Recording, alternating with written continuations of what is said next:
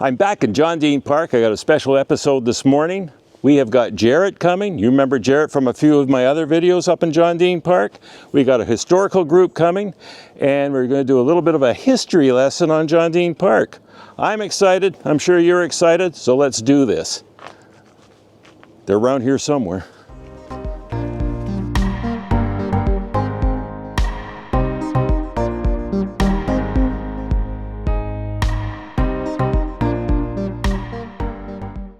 Well, it's Walking with Bruce. We're going to get this show on the road. There's all these people here. Everybody excited about today? Yeah, okay, well, we'll turn it over to Jarrett and we're going to learn something today. All right. Thank you, everyone, for coming. Welcome to Lauwelnew, John Dean Park. It's the second oldest BC park. In 1921, we just had a centennial. This being 2024, I just found out that 100 years ago, some pictures were taken in 1924 at John Dean's cabin site. And we're going to be at these spots where these pictures were taken of his cabin and of the playground. And it's hard to imagine that 100 years ago was the peak period of his time down there in the valley. So this walk that we're going to do is going to be down the main trail. It's about 5 minutes at the furthest point. And we're going to do many stops, and I'll point out some things. But instead of the hike being me saying, this was here, and this was here, and that was here, I'd like to do it from the perspective of imagining you were there. If you've ever lived in a house for a long time, and you've left your house, and you returned years later to the property, and you had a look around this property with a great sense of curiosity of looking at the property, what it's like now, inside the house, your familiarity, and the way that you relate to the place. Okay, so when we go down there today, it's going to be like going back into time from the perspective of you looking through your eyes 100 years ago at what was there. All right, so let's go down the trail 100 meters and we'll do the first stop.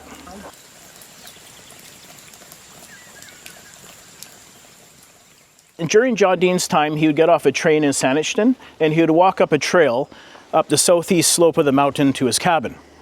In 1938, the road was built up. So in the John Dean time, okay, the south area was the front of his cabin and the north was the back. But when the road came up, that all changed. So the front became up here. Now, he had 100 acres. He gave 80 for park. The 20 acres that he withheld on purpose until he died was this 20-acre rectangle. And the gate that we just went through is the border where the parking lot ends. And they built this down as a complimentary driveway to Dean's cabin. So there was Dean Park in the parking lot, and the main trail went down that way. And then there was a trail that went up to the summit. And this was a private driveway. And there was a sign in the gate saying private property.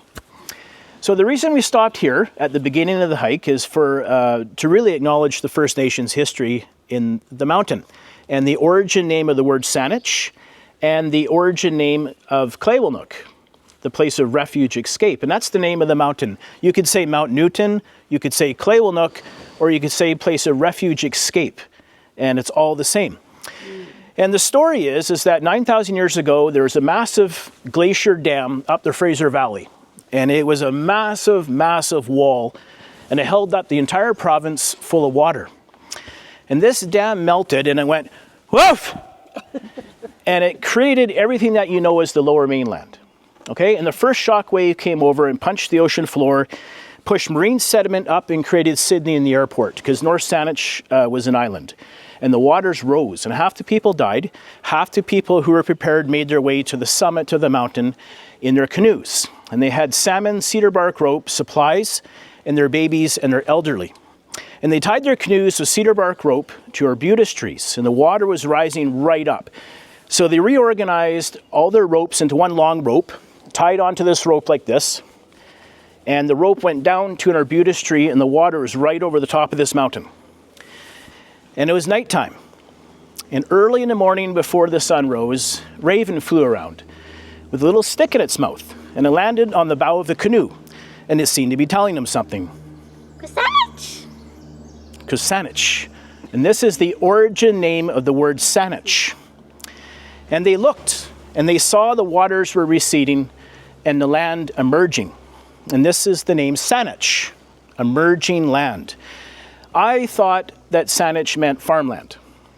Saanich is emerging land, land which emerged as a result of this flood. The waters receded and they got out at the summit, the moss meadow where the radar tower is, for a rest.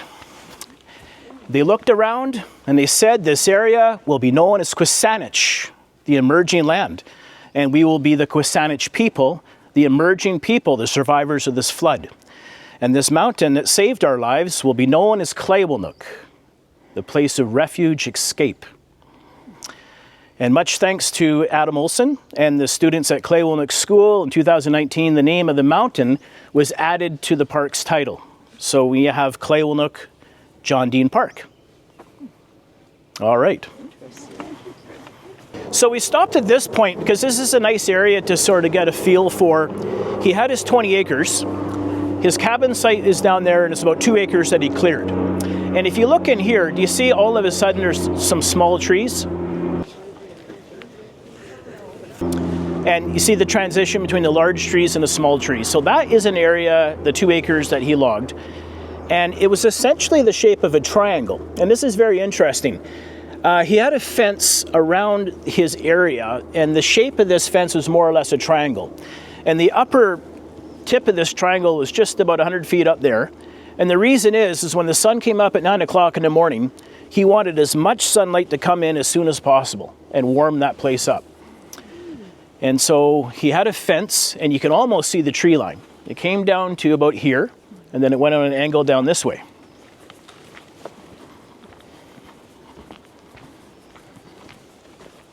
Don't step on a slug. Slug. Slug. Slug. Slug. Wildlife. Snail. Snail, yeah. We'll put you on YouTube. Okay, so we stopped here for a couple of reasons. This is the tree, if anyone saw the video of me taking the doggy bag off the tree branch.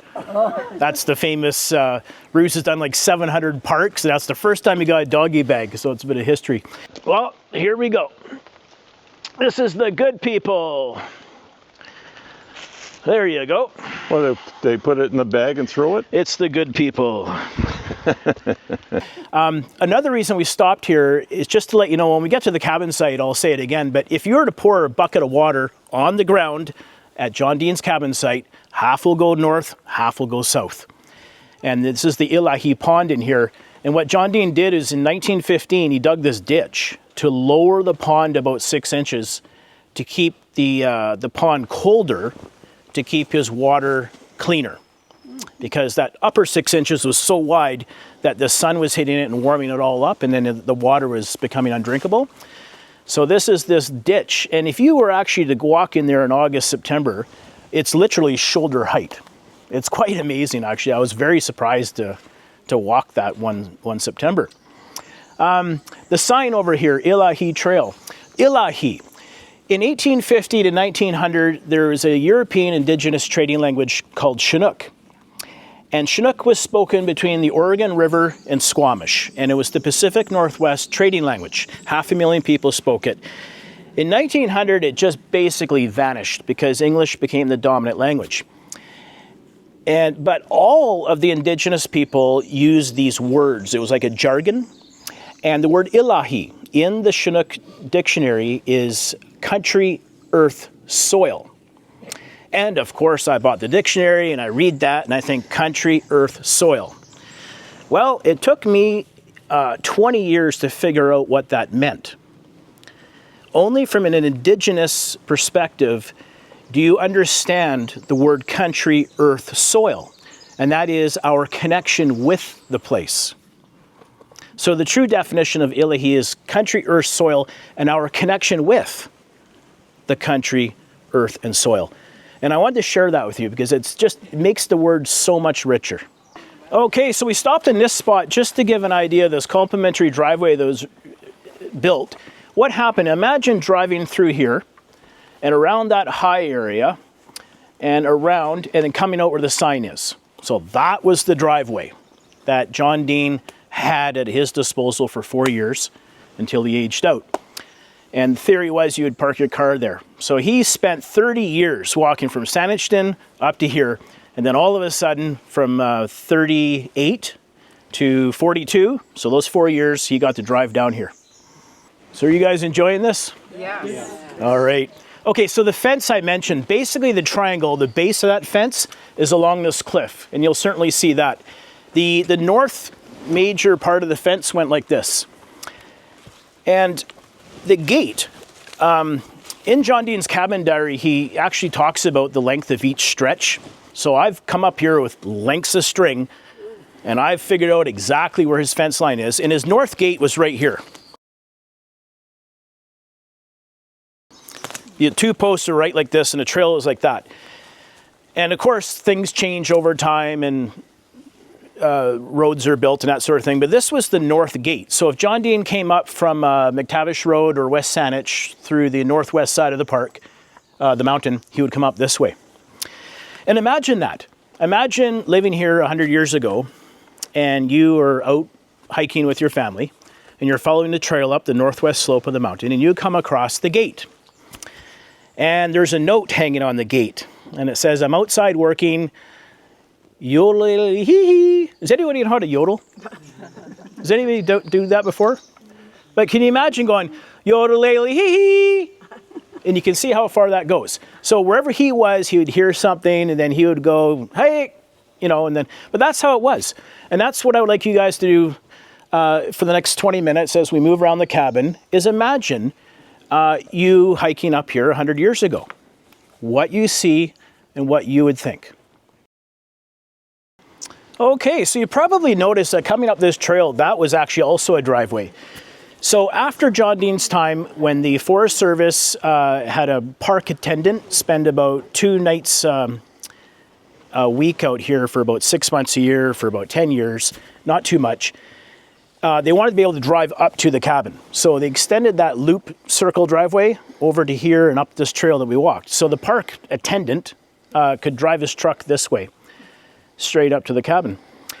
And in John Dean's time, actually 100 years ago this week, a photograph was taken of a 30-foot teeter-totter that's right here.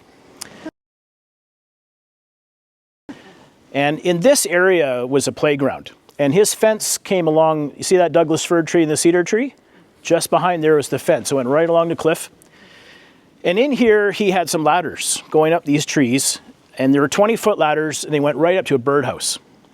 So imagine being a parent and coming up here with your young kids and watching your kids climb these ladders. And Sarah was telling us a joke about going up and looking in this birdhouse and a woodpecker coming out, and you know. But anyway, that was the situation. And the teeter-totter was 30 feet. It was a big log on another log. And the kids had a lot of fun here. And the parents would visit or walk around or do, you know, so families would come up and hang out for 3 or 4 hours and have some food, and off they go. Another picture that just had its 100th anniversary a few weeks ago was the Natural History Society of Victoria. And the same group, same age, same number of people, 100 years ago was here. So you guys are literally like the succeeding group of this Natural History Society, and they came up for a picnic. They walked up from Saanich, and they had their 3 hours, and then they went up to the summit, and then down a different trail back to Saanich. So it's kind of neat to be here this week. Thank you for the May of 2024, because in 1924, those are the two centennial pictures.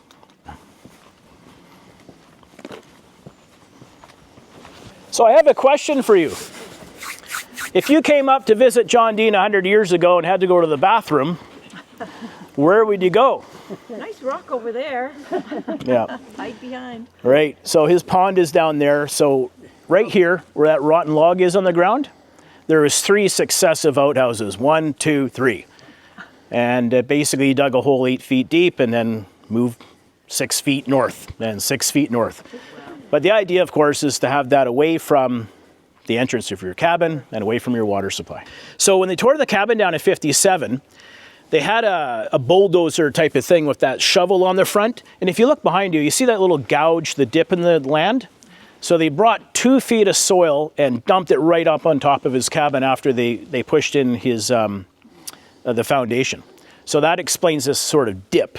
You know that his cabin was here, and we're kind of behind his cabin. And the pond down there, at this end of the pond, there was 2 wells. And he used to bucket water up to barrels. And the barrels, he could turn the tap on and bring the water in gravity fed. But then he got a hand pump. And he's pumping this water, and he had 4 barrels here. And imagine having those 4 barrels full. And now you can run all the water you want to. You're washing, you're doing everything. So he had it all figured out. This is also 1923. 100 years ago, this wall was built, just as a landscaping feature behind his house. So we'll walk up into his cabin.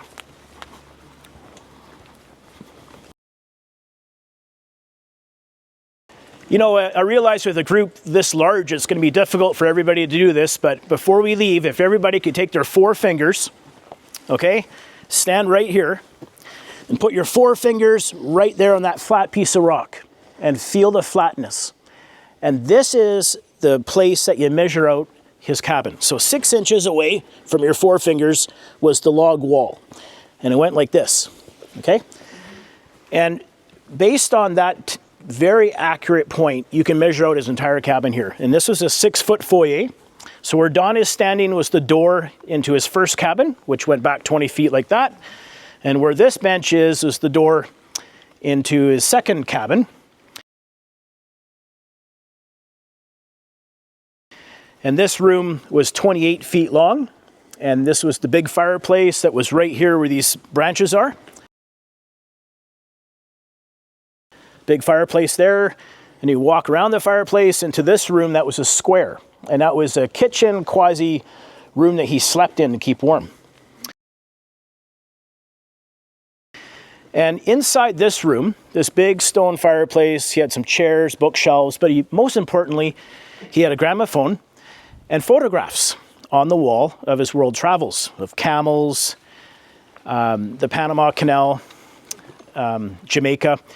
So pioneer farm families and people of all ages came up, would be inside his cabin, in front of the fire, having some food and a visit. And you look at the pictures and listen to music. And it happened here. He spent 2,000 days here over 32 years.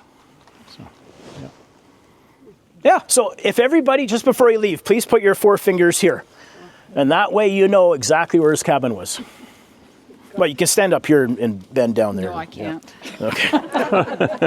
Yeah. He's 77 now. Couldn't do it yesterday. I couldn't have done it yesterday either. Birthday? Yeah. All right. So this area here is sort of the southeast side of his cabin. And he had 2 porches. One looked south and one looked east. And if you understand the theory behind a southeast exposure, you have your morning sun and the sun traveling this way. So he really did have that sun. Otherwise, he had the cliff behind him to keep out the westerly wind. And the cabin was built here in the valley, kind of in a flat area where he was able to grow vegetables, and he had a source of a water supply. And at that time, when you look at the photographs, what he did is he raked everything. He raked and raked and raked and burned. And then what he did is planted English ivy. And you plant ivy at the base of a tree or the base of a stump, and it grows during your lifetime. And you think, how nice. And then 50 years later, you got 1.5 acres, which we removed between 96 and 09. And it was 85-year ivy. That was 6 inches deep up every tree, the whole thing, 1.5 acres. And what has happened here is really the ultimate in 2 words: stewardship and custodianship. This place has been completely restored. There's no ivy and no garbage. In 96, we had a big snowstorm, and just behind Don here was a holly tree. And the other holly tree, the stump, is here. And these holly trees that were about 100 years old were having red berries, and birds were eating these berries and flying around the park and dropping the seeds. So BC Parks decided it was a good opportunity to cut these trees.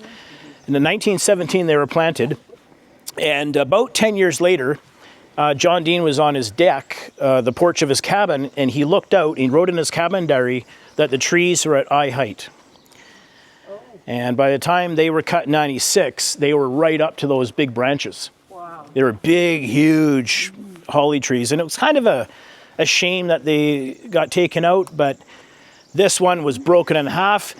And the point is, parks, you can't have invasive plants.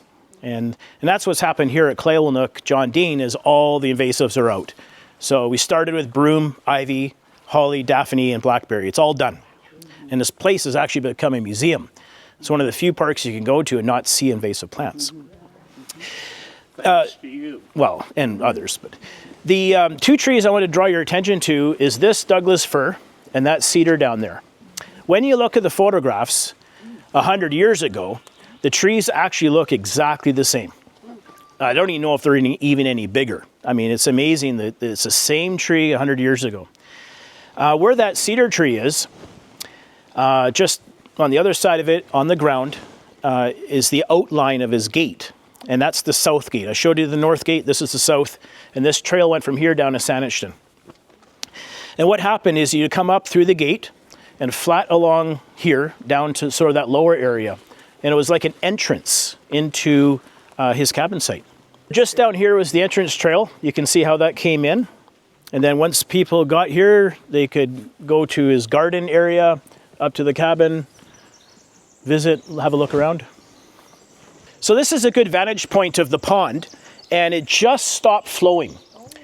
Pretty much every time at the end of May is when the water stops flowing. And you can see now the pond is at a certain height and it has a certain depth and it stays cold. But you can see if it was 6 inches higher, how it would be that much wider. And that the problem was in the summertime is the water got warmed up. So John Dean had it all figured out. He dug that ditch, lowered it to 6 inches, and was able to get that pond cold enough that he could continue to drink out of those two wells into the hottest September. Okay, we're almost at the end of the hike, but just wanted to mention something. In 1996, we had every Saturday about a dozen people removing the ivy down here. And it was literally 6 inches deep. And it was up every tree, everywhere. And it was old growth ivy. So some of this stuff was like the size of my thumb in the ground. So it wasn't cutting ivy, it was pulling it. And we rolled it out of here. And what happened is in 96, there was a few people in their 60s that came down and were quite upset that we were stripping the ground. And one guy went on and on and on. I was 24. I was able to sort him right out. And I shut him up. But have a look at it now. 25 years later, all this native vegetation has come back. And this, to give you an idea, this piece of salal is in fact 25 years old. It takes 25 years to grow that. And all these native plants, and once you have native plants back in place, comes all the other things like slugs and snails and snakes. And so full restoration. And I hope, I'm only going to live another 30, 40 years, but I hope that someone emerges in 50 and 100 years from now to continue to take care of this place. Thank you. Yeah.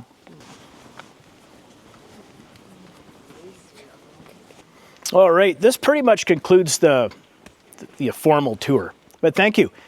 I hope during this time that you guys are able to go back 100 years and imagine being a parent and coming up here with your kids and what you would encounter. So, I don't know if I should say this because it's going to end up on Bruce's TV and everybody's going to know my little secret. But you'll never find a park that has a 90-degree trail like this. So these little sticks have kept dogs out and controlled this intersection. And this is literally a 25-year stewardship story. Because otherwise, these junctions become big circles. And it's a real testament to the regular people that walk in the park that they're not mucking with this and degrading the place. We're able to hold the line and create a nice experience. And now it's mentioned publicly on the internet. But anyway, I'm trusting people to watch Bruce's channel are not the type that are going to uplift everything. But thank you, everybody. You're a great group. Jared, I just want to take a minute to thank you for all your knowledge and for sharing this with us. It has just been an amazing day. Thank you. Right on. Thank you. And now I know why the sticks are all dead. Good on you. Right on. Appreciate your knowledge. Wow. Yeah. I really enjoyed that walk. I hope you did too. Special thanks to Jarrett and all the group that came with me today. That was absolutely fantastic. I didn't know all that stuff. Did you? Probably not. All right, get out there, enjoy these places, stay safe, and yeah, we're going to walk and talk again real soon. If you want to see more videos like this one, let me know. Bleep blop it. Talk soon. Bye for now.